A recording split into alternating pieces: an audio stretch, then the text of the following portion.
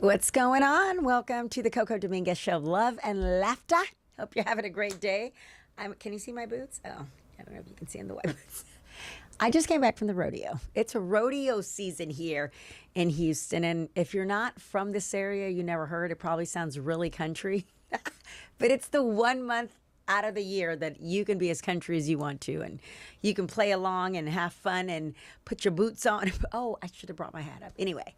It's been a great time. Today was day 2. What's today? Tuesday? Yeah, of the rodeo lineup. So they have a different performer every night. So tonight was J Balvin. Hasta abajo. I love J Balvin. Like, I remember when he came out. I used to do reggaeton radio, and I remember when he came out, and he's just been bringing the hits. So I got a chance to interview him today. But let's go back even further, because all of this kicks off with the cook-off. So it's a barbecue cook-off, and like every year it just gets more packed, and there are a bunch of tents, and you can go just wherever they allow you to go if you have a wristband. But I went and I covered cook-off on Thursday on the first day. Let me tell you what I tried. And I had somebody tell me, I saw the look on your face. I tried barbecue kangaroo. And I eat all kind of food. Like, I will taste it once, and usually it's at least decent, whatever. And it was decent. I guess it was. But it took me a long time to process what I was eating. I'm like, because I told the guy, the chef, I go, is this like the pocket? Please, God, don't let it be the pocket where the baby goes. So he was like, no, it's not the pocket, because I'm wondering, what part do you eat? So... And it was on a rotisserie, kind of one of those. Yeah, we'll call it that. And on a rotisserie stick. So it was on there, but there were all like little chunks of it. But there was this one piece that was like not even, so it like kept like flapping around. So I was doing the interview, and this is live, by the way. I'm doing the interview, and I was like, okay, I'm ready to taste it. He goes over there. What part do you think he cuts? The flap. I was like, oh, God, here it comes.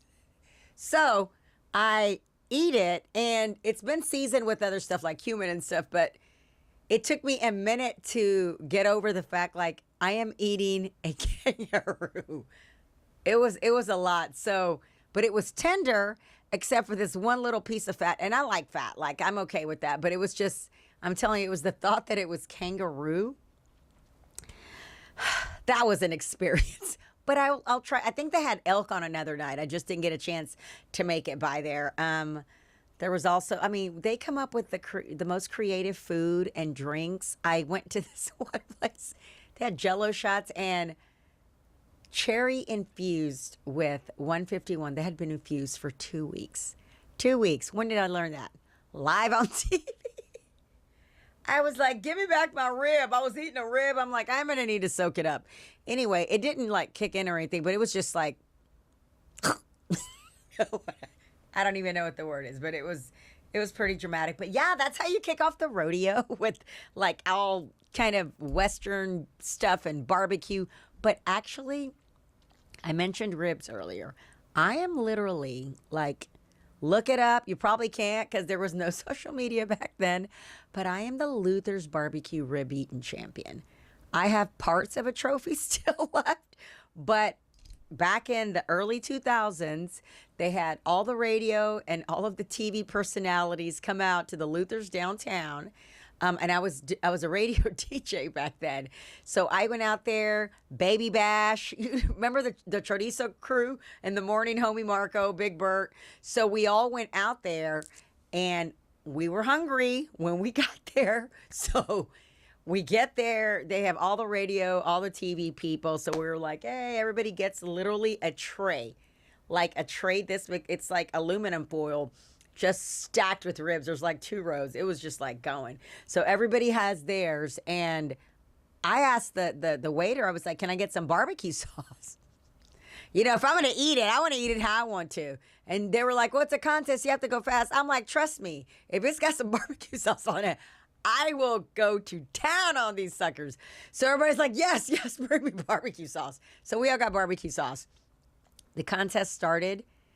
I ate as much as I possibly could. So much that I won for the female who ate the most out of the entire everybody. I was a rib eating champ, so I got this big old trophy with a cow on the top.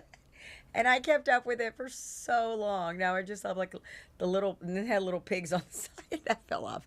But anyway, so I love barbecue. So whenever I go to these tents, that's like my bragging rights. I'm like, do you know I'm the rib eating champion? So they always try to give me ribs. So if you missed it, I'm so sorry. There's still, and I even went with my grandbabies and my daughter, and we all went Saturday to the carnival.